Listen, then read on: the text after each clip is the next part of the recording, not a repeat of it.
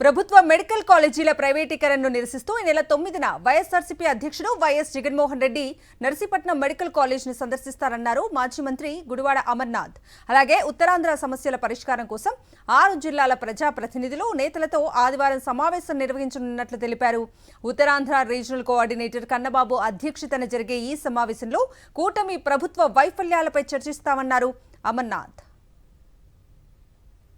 ప్రభుత్వ మెడికల్ కాలేజీని ప్రైవేట్ పరం చేస్తున్నటువంటి సందర్భంలో రేపు 9వ తారీఖున నర్సీపట్నం కూడా జగన్మోహన్ రెడ్డి గారు విచ్చేస్తా ఉన్నారు. సో అక్కడ జరిగినటువంటి నిర్మాణాన్ని పరిశీలించిన తర్వాత పత్రికా సమావేశం ద్వారా ప్రజల్ని ఉద్దేశిస్తూ వారు కూడా మాట్లాడతారు. మరింత ఈ పోరాటానికి బలం చేకూర్చేటువంటి దానికి జగన్మోహన్ రెడ్డి గారి తాలూకా పర్యటన మరింత ఉపయోగపడుతుంది, ప్రభుత్వం మీద ఒత్తిడి తీసుకొచ్చేటువంటి దానికి అనేటువంటి విషయాన్ని మరొకసారి ఈ సందర్భంగా తెలియజేసుకుంటూ రేపు ఉత్తరాంధ్ర సమీక్ష సమావేశం పెద్దలు కన్నబాబు గారి నేతృత్వంలో రీజనల్ కోఆర్డినేటర్ కన్నబాబు గారు, ఎల్ఓపి గారు, సత్యబాబు గారు, ధర్మాన్ గారు వీరందరి నేతృత్వంలో రేపు ఈ కార్యక్రమం